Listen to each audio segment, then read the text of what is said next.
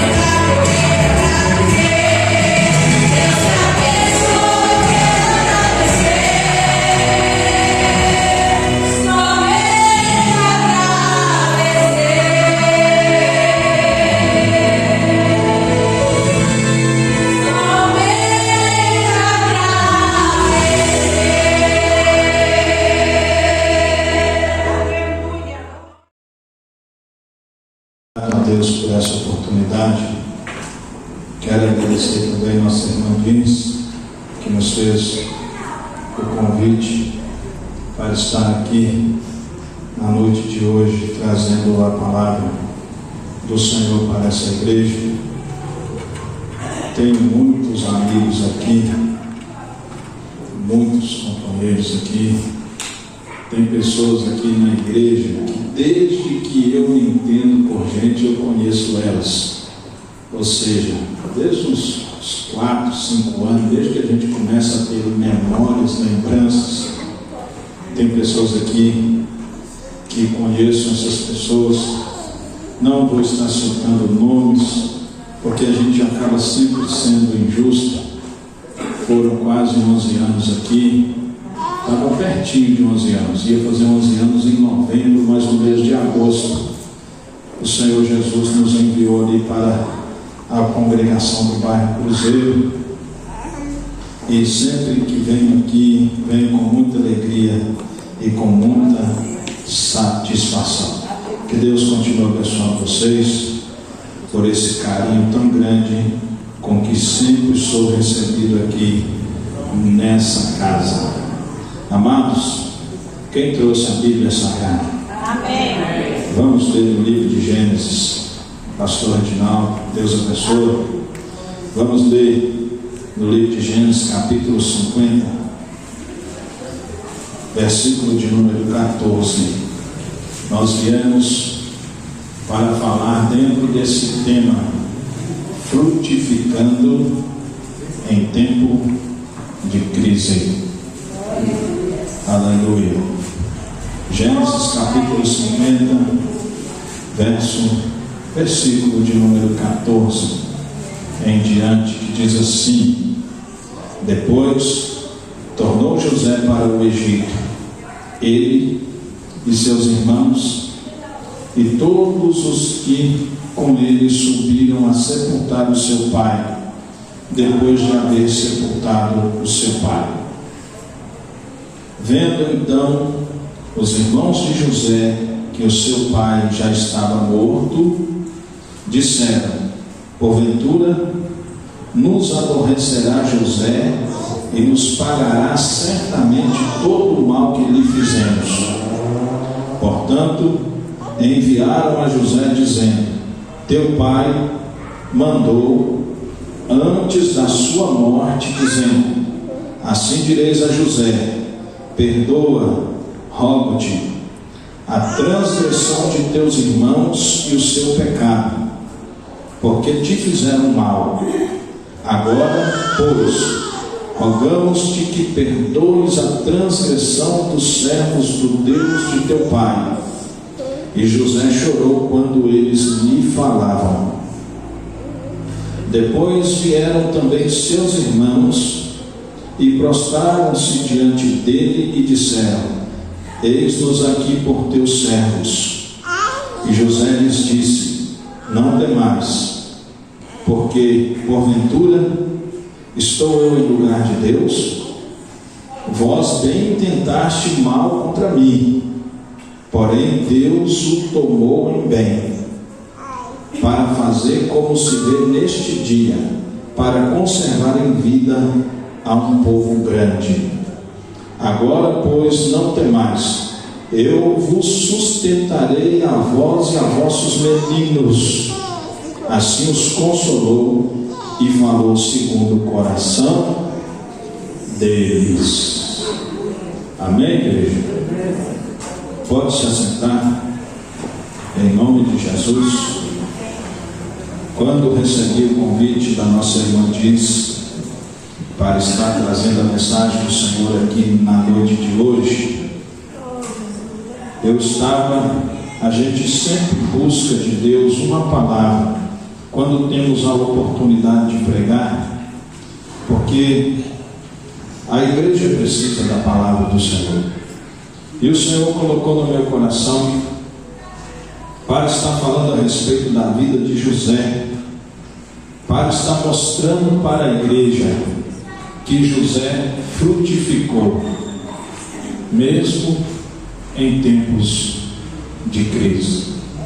Meus amados, Eu gostaria de mostrar algo para vocês, muito importante na vida do cristão, porque nós, que somos cristãos, principalmente nós pentecostais, precisamos entender que na palavra de Deus existem prioridades, ou seja, existem coisas dentro da Bíblia Sagrada que são mais importantes do que outras. Vocês querem um exemplo? A santidade do sacerdote era importante, mas a misericórdia era muito mais. Então, por isso que o Senhor Jesus fala na parábola do bom samaritano, que o sacerdote, quando viu aquele homem espancado, meio morto, o sacerdote não socorreu o seu próximo, não fez o bem ao seu próximo. Por quê? Porque ele estava preocupado com a sua santidade. Se o sacerdote encostasse em um corpo morto, ele teria que ficar 7 dias sem exercer o sacerdócio, porque ele seria considerado imundo. Então, com o propósito de se manter puro, de não se contaminar, ele não quis tocar o corpo daquele homem. Ele não sabia se o homem estava vivo, se o homem estava morto. A Bíblia diz que o homem estava meio morto. Para a gente saber se uma pessoa nessa condição ela ainda tem vida, a gente tem que procurar os sinais vitais, procurar se a pessoa tem batimento, se ela tem pulso, se ela tem respiração. Então ele não quis sequer arriscar olhar se aquele homem ainda tinha vida. Ele imaginou, já deve estar morto, não vou me contaminar. Então, irmãos, ele estava zelando a sua santidade, mas a misericórdia e o amor de Deus é um mandamento maior do que o mandamento da santidade sacerdotal. Então a gente precisa entender dentro da Bíblia Sagrada que existem mandamentos maiores do que outros mandamentos. Vocês querem outro exemplo? Jesus falou com os escribas e com os fariseus, dizendo que eles davam o dízimo até mesmo das menores hortaliças, do endro, do cominho e do hortelã, mas negligenciava o mais importante da lei, que era a misericórdia, a justiça e o amor de Deus. Vocês estão entendendo que o próprio Jesus, ele não disse para que eles não entregassem o dízimo. Ele falou, vocês deveriam fazer essas coisas sem omitir aquelas. Ou seja, entregar o dízimo era justo, era bom diante de Deus, mas a misericórdia, a justiça e o amor de Deus era mais importante do que entregar o dízimo. Então, por aqui você já consegue compreender que existe na Bíblia Sagrada algumas coisas que são mais importantes do que outras. E por que nós começamos falando a respeito disso? Porque nós vamos encontrar um paralelo entre José e entre os seus irmãos. A história de José na Bíblia Sagrada, ela começa no capítulo 37 do livro de Gênesis, e diz a Bíblia Sagrada que José era o filho da velhice de Jacó. Diz a Bíblia Sagrada que ele tinha 17 anos de idade, e os seus irmãos apacentavam as ovelhas, e ele também apacentava junto com os seus irmãos. E diz a Bíblia Sagrada que José, ele denunciava ao seu pai os malfeitos dos seus irmãos, as coisas erradas que os seus irmãos faziam. Ele ia lá e contava para o pai dele. E a Bíblia Sagrada diz, no versículo 3 do capítulo 37, que Jacó, ele amava mais a José do que aos demais filhos. Irmãos, nós estamos estudando na escola dominical uma lição que fala a respeito disso. É interessante que Isaac aprendeu com o erro de Abraão e Sara. Nós precisamos aprender com os nossos erros e com os erros dos outros. Quem está me entendendo diz amém. Amém. Olha para vocês verem que Isaac aprendeu com o erro de Abraão e de Sara. Irmãos, Abraão e Sara erraram quando pegaram aquela escrava e tentaram dar uma ajudinha para Deus, porque Deus havia prometido um herdeiro, e eles erraram naquele ato de pegar Agar, a egípcia, e Sara colocou aquela mulher para que Abraão tivesse um filho com ela. Irmãos, Isso foi um erro que trouxe problemas na família de Abraão. Isaac, filho de Abraão, vendo o erro do seu pai e da sua mãe, diz a Bíblia Sagrada que quando ele se casa com Rebeca, Rebeca era estéril, ela não podia dar à luz filhos. Então diz a Bíblia que ele orou ao Senhor durante 20 anos. Eu gostaria que a igreja repetisse comigo: 20 anos. Então ele orou ao Senhor 20 anos, ele não precipitou, ele não aceitou que a esposa dele conseguisse uma outra mulher para ter filhos. Sabe por quê? Porque ele já havia vivido aquele problema de seu pai e de sua mãe, ou seja, ele aprendeu com o erro do seu pai e da sua mãe. Mas nós observamos que Isaac vai ter 2 filhos gêmeos, Esaú e Jacó, e o erro de Isaac e Rebeca é que eles tinham filhos prediletos. O Jacó era predileto de Rebeca e o Esaú era predileto de Isaac. E Jacó, meus amados irmãos, cresceu numa casa onde os pais cometeram um erro, mas infelizmente ele não aprendeu com o erro do seu pai. Diz a Bíblia Sagrada que nós vemos aqui que Jacó, que cresceu numa casa onde ele era o predileto da mamãe, onde o seu irmão era o predileto do papai, e isso trouxe grandes problemas. Ele também agora tem um filho predileto. Ele amava mais a José do que os seus demais irmãos. E nessa noite eu quero deixar uma mensagem da parte de Deus para essa igreja. Nós precisamos aprender até mesmo com os nossos erros, seja os nossos próprios, seja os erros de outras pessoas, seja erros de personagens da Bíblia Sagrada. Aquilo que deu errado no passado não dará certo no presente. Se nós fizermos do jeito errado, vai dar errado, mas se fizermos do jeito certo, não tem como dar errado. Aleluia. E diz a Bíblia Sagrada que Jacó tinha um filho predileto, e esse filho era José. Era o costume da época que as roupas tinham no máximo 2 cores, mas Jacó manda fazer uma túnica para José colorida, tinha várias cores. Ou seja, uma roupa especial, uma roupa diferenciada, porque aquilo simbolizava o seu amor que ele tinha pelo seu filho, a predileção que ele tinha pelo seu filho em relação aos demais filhos. E o que isso tem a ver com a mensagem? É porque é nesse momento que vai nascer a crise. Eu estava pesquisando no dicionário, a palavra crise, ela significa um episódio desgastante, complicado, uma situação de tensão, de disputa, de conflito. Então a crise, o episódio desgastante, a complicação, a situação tensa, aquela disputa, aquele conflito vai nascer nesse momento entre José e os seus irmãos. Quem está compreendendo que nasceu uma crise na família de Jacó, levanta sua mão e glorifica o nome de Jesus aqui nessa noite.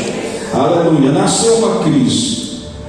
E é interessante, meus irmãos, que no meio dessa crise, diz a Bíblia Sagrada que José vai sonhar um sonho, e ele vai contar para seus irmãos o sonho que ele teve. E quando ele termina de contar esse sonho, versículo de número 8, olha que interessante, quem sonhou o sonho foi José.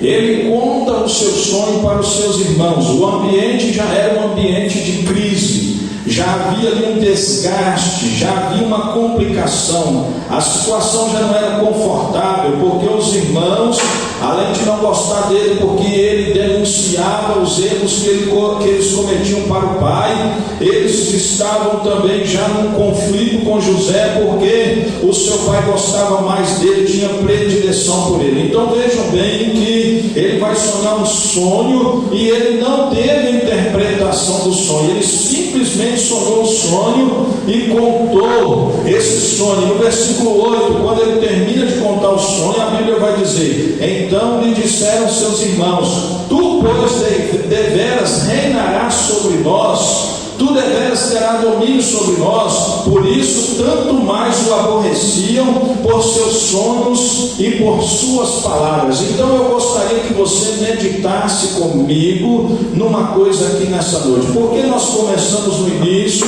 falando que existem na Bíblia coisas mais importantes do que outras. Eu gostaria de mostrar para a igreja que nós temos duas situações na Bíblia Sagrada. Uma situação é a situação dos dons, e a segunda situação é a situação do fruto. Eu gostaria que a igreja repetisse comigo: dons, fruto. Mais importante do que ter dons. Não estamos dizendo que os dons não sejam importantes, os dons são extremamente importantes, mas mais importante do que ter dons é frutificar na presença do Senhor nosso Deus. Vocês já pararam para pensar que Jacó, ou melhor, José, ele conta o sonho, pastor Reginaldo? Ele só contou o sonho que teve, mas os seus irmãos, desobedientes aos seus pais, que agora estavam ardentes de inveja de José, foram eles que interpretaram o sonho, ou seja, eles tinham interpretação de sonhos, ou seja, eles tinham dons na vida deles, mas eles não davam fruto. E nessa noite Deus me mandou aqui para dizer para essa igreja que os dons são importantes, os dons são maravilhosos e os dons são necessários, mas mais importante do que os dons é produzir fruto na presença do Senhor nosso Deus. Irmãos, eu trouxe algumas referências da Bíblia para mostrar para vocês que a Bíblia Sagrada nos manda que nós venhamos produzir frutos. Começa no Evangelho de Mateus, capítulo 3, versículo 8.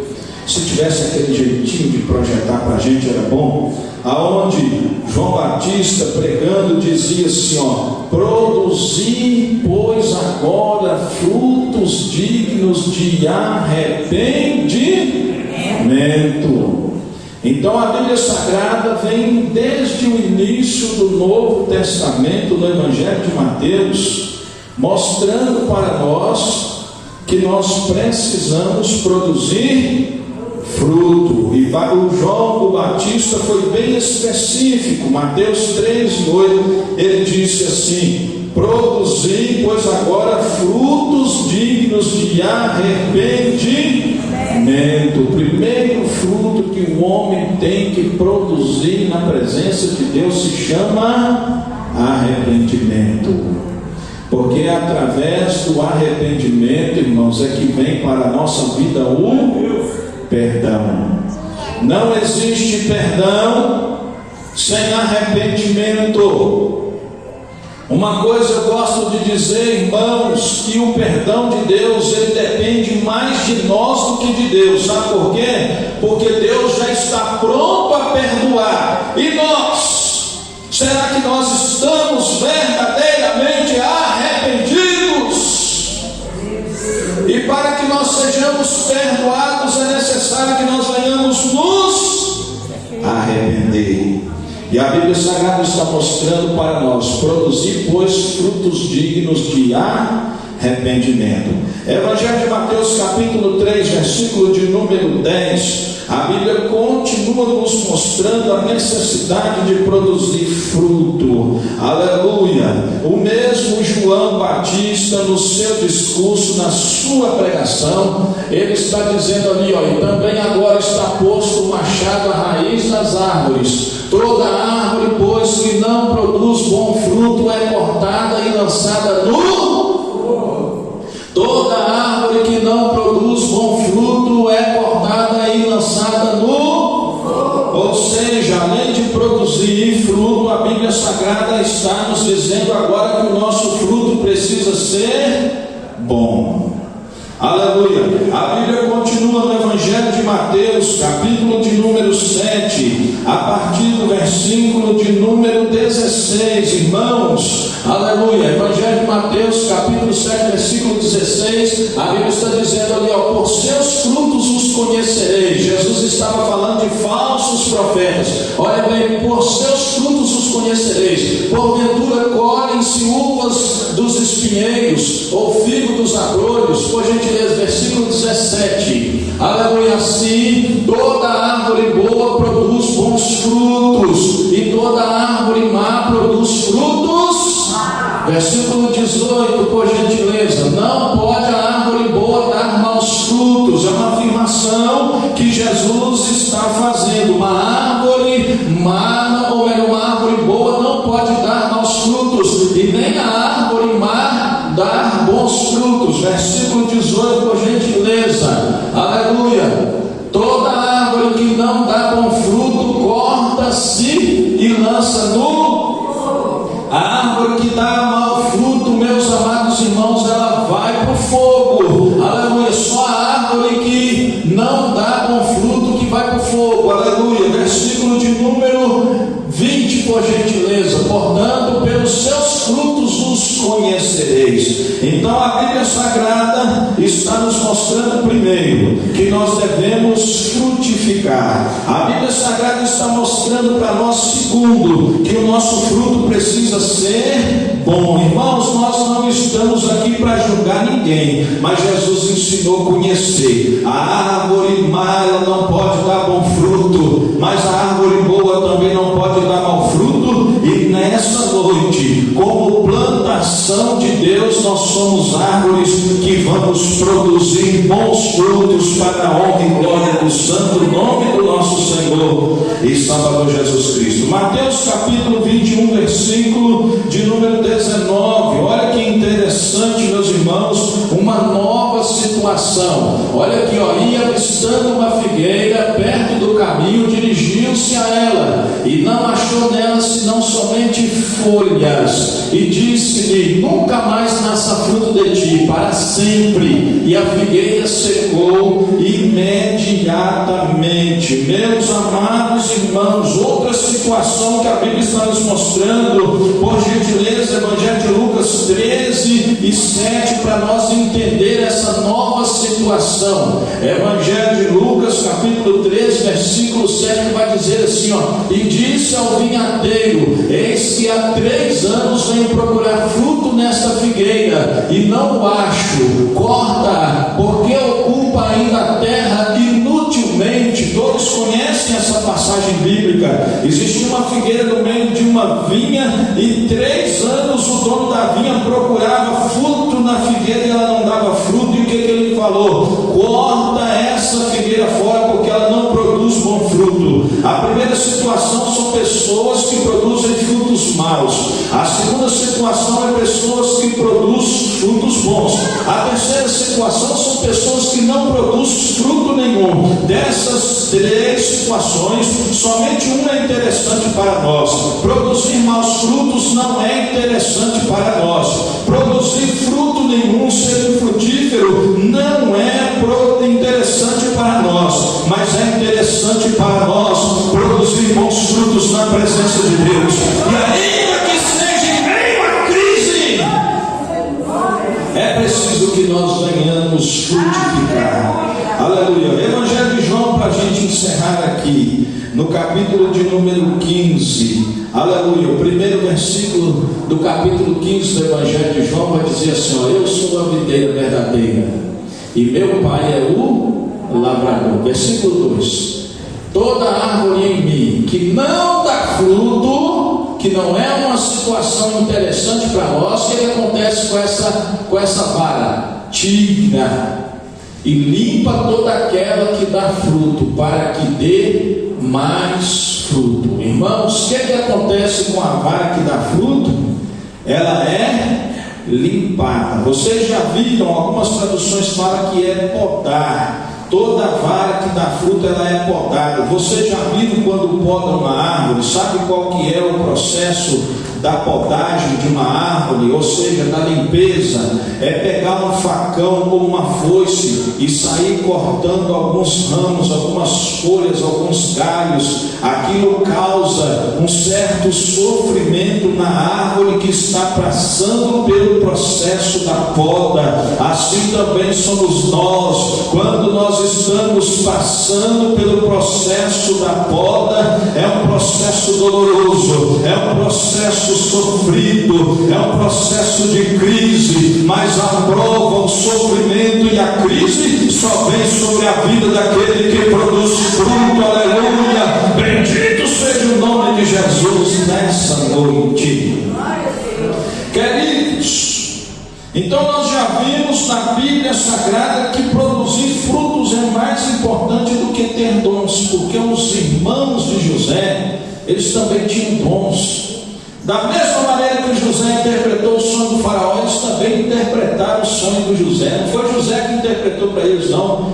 Foi eles mesmos que interpretaram o sonho de José. Perguntou para José: porventura você vai reinar sobre nós, terá domínio sobre nós? Irmãos, sabe o que eu acho interessante na Bíblia Sagrada? Eu gostaria, por gentileza, que fosse projetado 1 Coríntios, capítulo 1, versículo 7. Nenhuma igreja na Bíblia Sagrada, o apóstolo Paulo falou isso para eles. 1 Coríntios 1 e 7. Aleluia. O apóstolo Paulo, quando ele escreve a igreja de Corinto, ele vai dizer para a igreja de Corinto assim, ó: de maneira que nenhum dom vos falta.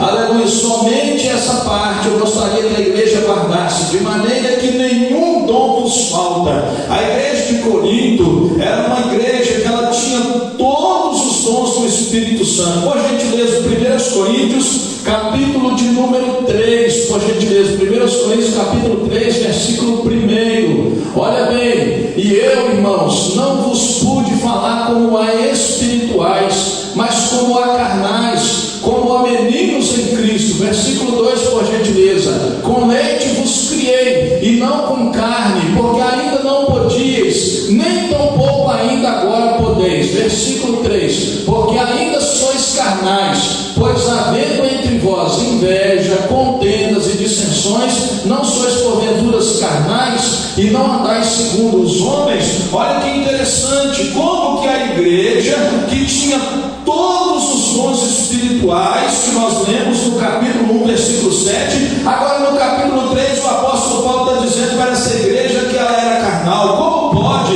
Uma igreja que tinha batismo com o Espírito Santo, uma igreja que tinha os dons de línguas, tinha dom de interpretar as línguas, dom da palavra da ciência, palavra da sabedoria, dom da fé, dons de curas divinas, operação de maravilhas, dom de discernir os espíritos. Oh, meus irmãos, como que pode uma igreja cheia de dons era chamada de igreja carnal? Sabe por quê? Porque não são os dons que definem a espiritualidade do crente. O que define a espiritualidade do crente, sabe o que é? É quando o crente está produzindo fruto.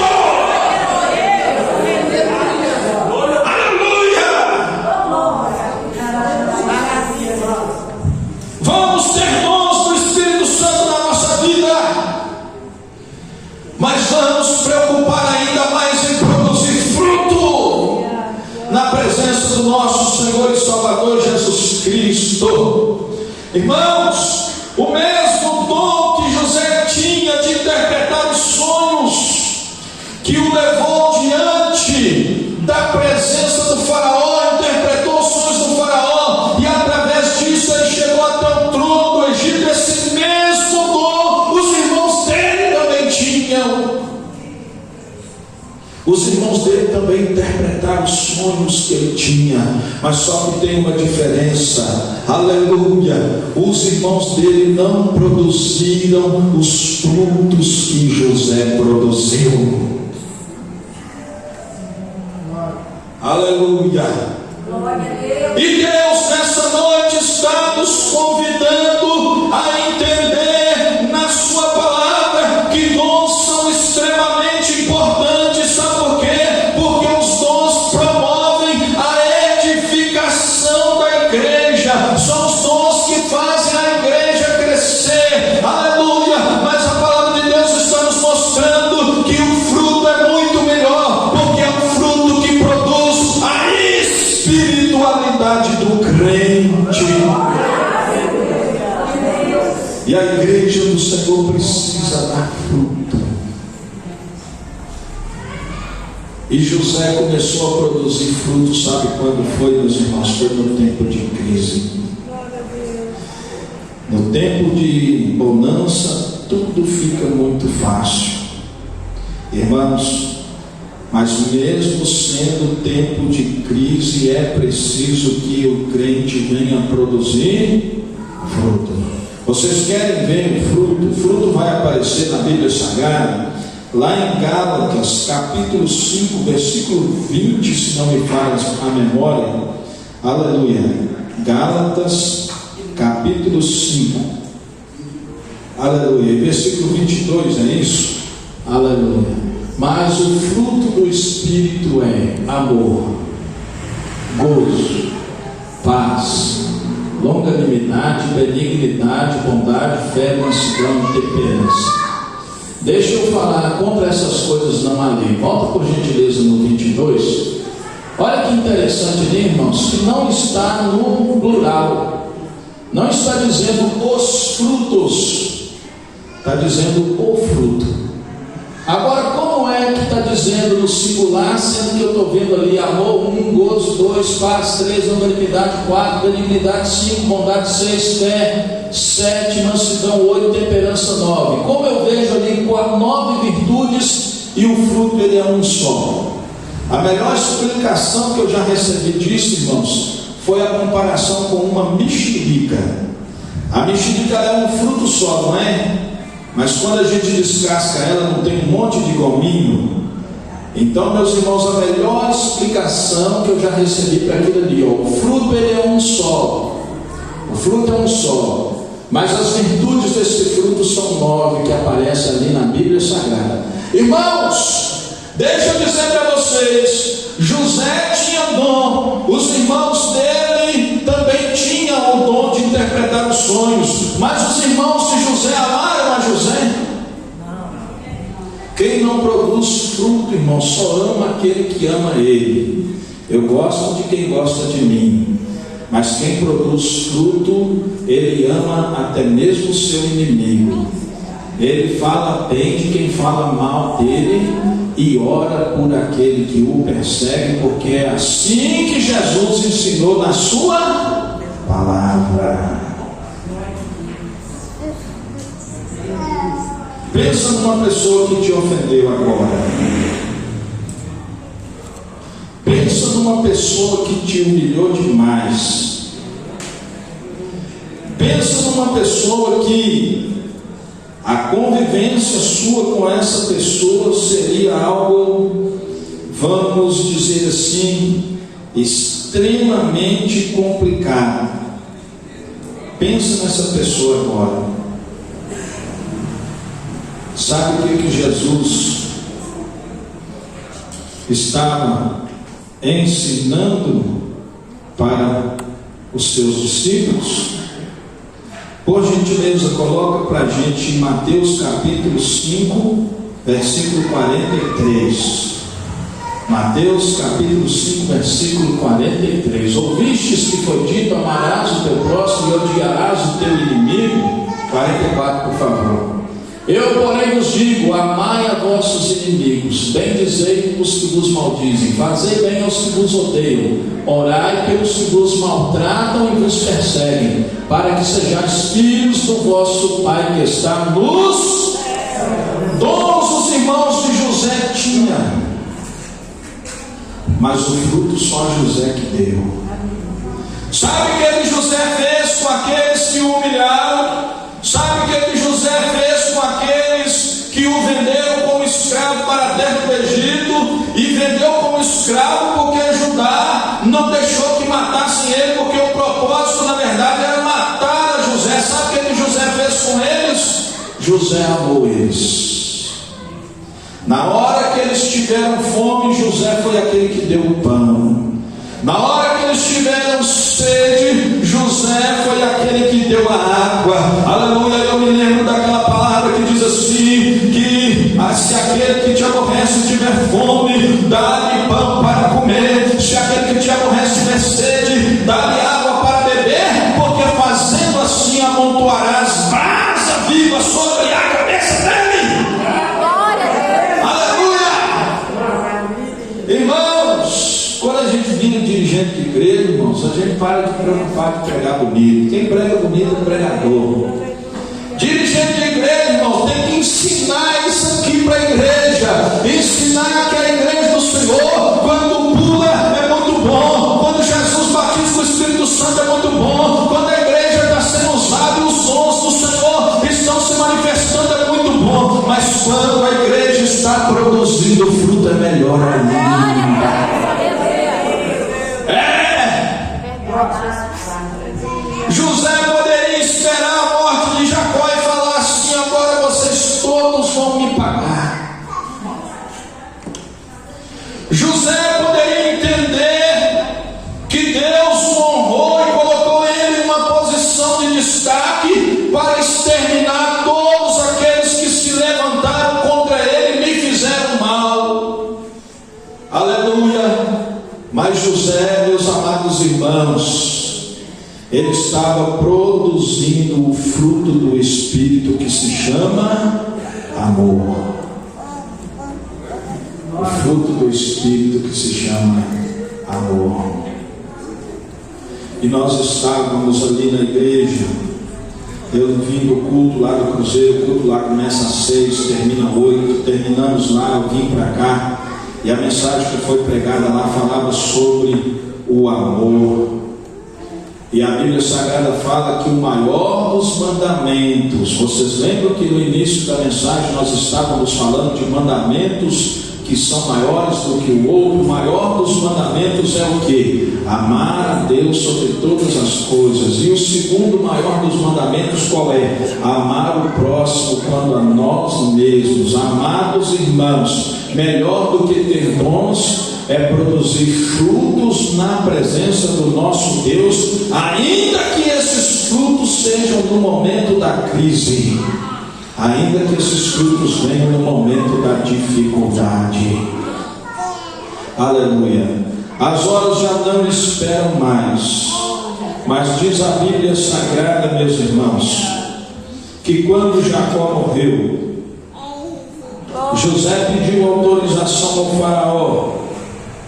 E Faraó permitiu que ele fosse até a terra de Canaã sepultar a Jacó, seu pai, no mesmo túmulo em que estava Abraão e no mesmo túmulo que estava Isaque. José subiu, sepultou a Jacó, seu pai, naquele mesmo túmulo.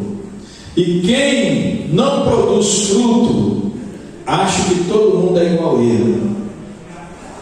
Quando o pai deles morreram, eles acharam que José seria semelhante a eles. Agora ele vai me pagar o mal com o mal. Mas a Bíblia Sagrada nos fala assim: ó, não pagueis o mal com o mal, mas pagai o mal com o bem. Mas pagai o mal com o bem. E José mostrou mais uma vez que mais importante que ter dons é ter fruto, porque ele falou para eles assim: ó, não temas, eu vou sustentar vocês, e eu estou perdoando vocês, porque vocês intentaram me fazer o mal, mas Deus tornou esse mal em bem, para que eu pudesse dar sustento para a nossa família. Irmãos, não se preocupe com quem quer fazer o mal contra a sua vida. Fica tranquilo, fica sossegado, porque todo o mal que intentarem contra ti, o Senhor vai transformar em bênção, porque Ele é contigo, Senhor, na sua vida. Aleluia. Assim eu agradeço por essa oportunidade, em nome do Senhor Jesus. Aleluia, Jesus.